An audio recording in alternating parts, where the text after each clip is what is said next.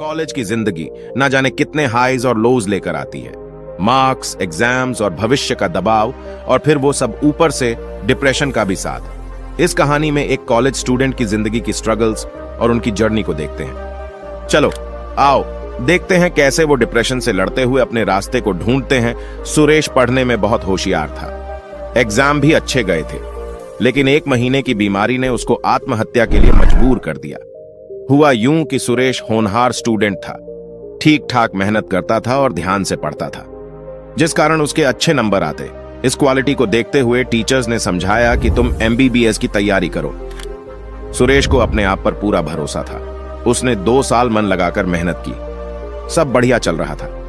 अचानक साल के अंत में सुरेश को टाइफाइड हो गया और 1.5 महीने तक वह बीमार पड़ा रहा। जब सुरेश ठीक हुआ तो जोर शोर से पढ़ाई में लग गया और किसी तरह कोर्स खत्म करके परीक्षा में शामिल हुआ। रिजल्ट आया तो सुरेश का सिलेक्शन केवल 3 नंबर से रह गया था। शुरू में तो सुरेश संतुष्ट था। टीचर्स ने भी समझाया कि तुम चिंता मत करो, कम तैयारी में तुम अच्छे नंबर लाए हो, अगले साल तुम्हें अच्छे कॉलेज में सीट मिल जाएगी, बस मन लगाकर पढ़ो और मॉक टेस्ट देते जाओ। सुरेश को सब बातें समझ में आ रही थी, चिंता की कोई बात नहीं थी, लेकिन वह खुश नहीं था। उसके जिगरी दोस्त जिनके साथ वह पढ़ता था, वह सब मेडिकल कॉलेज पहुंच गए थे। दोस्तों के व्हाट्सएप स्टेटस पर सफेद कोट वाले फोटो देखकर उसे चिढ़ भी होने लगी थी। जाने अनजाने में सुरेश खुद को दोस्तों से कंपेयर करने लगा, फिर शिकायत करने लगा कि मेरी किस्मत ने साथ नहीं दिया। अब जब कोई छोटी मोटी दिक्कत आती तो सुरेश उसे सुलझाने की बजाय किस्मत को कोसने लगा कि अरे मेरी किस्मत ही खराब है। सुरेश मेहनत तो इस साल भी कर रहा था, घंटों टेबल कुर्सी पर बैठा रहता, लेकिन अब उसका मन पढ़ाई में नहीं लगता। इस बार उसने पूरा कोर्स रिवाइज करके एग्जाम दिया, लेकिन जब 3 महीने बाद रिजल्ट आया तो उसके नंबर पिछले साल से भी कम आए थे। असफलता के कारण सुरेश पूरी तरह फ्रस्ट्रेट हो गया। वह कभी अपनी किस्मत को तो कभी ईश्वर को कोसता रहता। वह बार बार खुद से दोहराता, इतनी मेहनत के बाद भी सिलेक्शन नहीं हुआ, मेरे साथ धोखा हुआ है। वह दिन भर अतीत के बारे में सोचता रहता। अगर कोई टोक दे तो उसे पूरे दिन बुरा लगता और वह बदला लेने की सोचता। उसके बदले व्यवहार के कारण लोगों ने उसे समझाना भी छोड़ दिया था। एक दिन सुरेश पूरी तरह हताश होकर एक पहाड़ की तरफ चल दिया कि ऐसे जीने का क्या मतलब जब मन को चैन नहीं मिल रहा। सुरेश काफी देर तक चोटी के किनारे खड़ा रहा। उसे समझ नहीं आ रहा था कि मैं क्या करूं, कैसे छलांग लगाऊं। तभी पीछे से आवाज आई। पीछे से वह आवाज नहीं, आज्ञा थी। सुरेश के पैर अपने आप पीछे हट गए। उसने पीछे मुड़कर देखा तो एक अधेड़ उम्र का योगी या साधु जैसा दिखने वाला आदमी खड़ा है। योगी तो एक नजर में ही सब कुछ समझ गया था। उसने पूछा, क्या हुआ तुम्हारे साथ जो तुम कूदने जा रहे थे? सुरेश ने सारी बात बता दी। आज पहली बार सुरेश ने अपने मन का दुख किसी के साथ बांटा तो उसे काफी हल्का महसूस हुआ। योगी ने सुरेश से कहा, यह बहुत छोटी समस्या है जिसे तुमने बड़ा बना लिया है। अगर तुम चाहो तो मैं इस परेशानी का आसान हल दे सकता हूं। सुरेश ने कहा, मुझे जल्दी बताइए, मुझे क्या करना होगा? मैं हर हाल में बुरी बातों और असफलता को भूलना चाहता हूं। योगी ने कहा, मेरी कुटिया पास में ही है, वहीं बैठकर बात करेंगे। कुटिया के आते ही योगी ने सुरेश को पेड़ के पास बैठाया और अपनी कुटिया के अंदर चले गए। थोड़ी देर बाद योगी बाहर आए। उनके हाथ में एक जलता हुआ दीपक था। उन्होंने सुरेश से बोला, हाथ आगे बढ़ाओ और इस दीपक को पकड़ो। योगी ने सुरेश से पूछा, इस दीपक का वजन कितना होगा?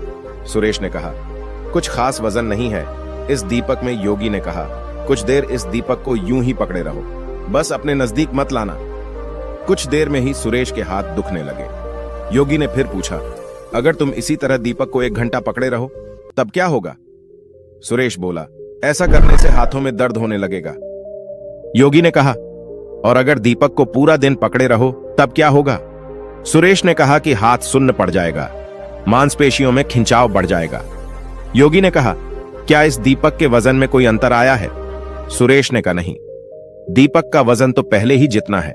योगी ने कहा, जैसे दीपक हल्का होने के बावजूद हाथ को चोट पहुंचा सकता है, वैसे ही छोटी मोटी बात, चिंता न करने वाली बात अगर दिन भर पकड़े रहोगे तो भी अपने आप को भयंकर कष्ट में डाल लोगे। योगी ने कहा, जैसे कष्ट से बचने के लिए आपको बस दीपक नीचे रखना है, वैसे ही तुमको अपनी चिंता और शिकायत को नीचे रखना है। तुम्हारी कहानी चिंता, तुलना, शिकायत से लेकर असफलता और फ्रस्ट्रेशन की है। यह सब तुम्हारे पहले विचार के साथ शुरू हुआ जब तुमने सोचा कि मैं पीछे रह गया, और यह विचार बार बार मन में चलता रहा। और ये विचार बार बार मन में चलता रहा। तब इसने तुलना यानी कंपैरिजन का रूप ले लिया। फिर कंपैरिजन ने शिकायत का रूप लिया। जब शिकायत की आदत पड़ गई तो तुम्हारे मन का चैन ही खत्म हो गया। सुरेश ने कहा, यह तो सब मैं समझ रहा हूं, मेरी आदत बन गई है। मैं दिन भर यही सब सोचता रहता हूं। बताइए मैं क्या करूं? योगी कहते हैं कि सबसे पहले इस बात को समझो कि जीवन में कभी न कभी यह हम सबके साथ होता है। हम प्लान बनाते हैं, मेहनत करते हैं, लेकिन वह पूरे नहीं हो पाते। इसमें न किस्मत की गलती है न हमारी, बस हम नए सिरे से दोबारा कोशिश करते हैं। यह सब तुम्हारे साथ छोटी उम्र में हो गया। तुमने ईमानदारी से मेहनत की लेकिन रिजल्ट नहीं मिला। लेकिन अगर तुम इस घटना से सीख लो, शिकायत और नेगेटिव विचारों को छोड़कर अच्छाई देखो और अपने काम में मन लगाओ, तो फिर जीवन में तुम्हें असफलता कभी नहीं रोक पाएगी। सुरेश अब उत्सुक था। उसे समझ में आने लगा कि उसे एक नई स्किल सीखनी है। यह घटना उसके जीवन का एक बड़ा लेसन बन गई। उसने योगी से पूछा, मुझे यह तो समझ आ गया कि पुरानी बातों को बोझ नहीं बनाना है, पर यह सब मैं करूंगा कैसे? योगी ने कहा, हमारा इंसानी दिमाग इस तरह से प्रोग्राम्ड है कि या तो यह धन्यवाद महसूस कर सकता है या फिर चिंता कर सकता है। इसलिए अपने दिमाग को धन्यवाद देना सिखाओ। छोटी छोटी चीजों में अच्छाई देखने की आदत डालो। ऐसा करने से कुछ देर तो तुमको चैन मिलने लगेगा, लेकिन कभी कभी धन्यवाद देने से काम नहीं चलेगा। हर रात सोने से पहले तुम्हारा मन हल्का हो जाना चाहिए। आज के दिन की गलती और दुख कल परेशान नहीं करना चाहिए, तभी जीवन में प्रगति होती है। इसलिए सोने से पहले तुम्हारा मन हल्का होना बहुत जरूरी है। ऐसा करने के लिए हर शाम को वह सभी बातों को लिखना शुरू करो जिनके कारण तुम परेशान थे, और उसके लिए भी धन्यवाद लिख दो। फिर 2 लाइनें लिखो कि आज तुमने क्या अच्छा किया, और 2 लाइनें कल तुम क्या बेहतर कर सकते हो। बस ये 3 चीजें लिखो। इससे मन को सुकून मिलेगा। कल कुछ बेहतर करने की इच्छा होगी। ऐसा करो और चैन से सोने चले जाओ। इस नाइट रूटीन को अपने जीवन में प्राथमिकता दूं। ऐसा करने से तुम हमेशा हल्के मुस्कुराते बने रहोगे, हमेशा मन लगाकर काम करोगे, और कोई भी बड़ा हादसा या रुकावट तुम्हें परेशान नहीं कर पाएगी। सुरेश आज बहुत खुश था। उसे लगा कि मैं 2 साल फेल नहीं हुआ, बल्कि मुझे जीवन का अमूल्य लेसन मिला है। उसे लगने लगा, अब जो भी होगा, जो भी मुश्किल आएगी, मुझे आगे बढ़ाएगी और एक बेहतर इंसान बनाएगी। उसने अपने मन में नोट किया कि मुझे हर रात बस 3 बातें लिखनी है। आज के दिन की परेशानी के लिए धन्यवाद देना है। आज क्या अच्छा किया और कल एक के दिन की परेशानी के लिए धन्यवाद देना है। आज क्या अच्छा किया और कल एक चीज क्या अच्छी कर सकता हूं, और इन 3 बातों को अपने जीवन में अमल करना है। दोस्तों, अगर आपको यह वीडियो पसंद आया तो देखिए हमारी यह वीडियो जो आपको हर काम में ध्यान कैसे ढूंढना है यह सिखा देगी, और हमसे जुड़ने के लिए सब्सक्राइब करिए। तब तक के लिए आपका दिल से आभार चाहता हूं।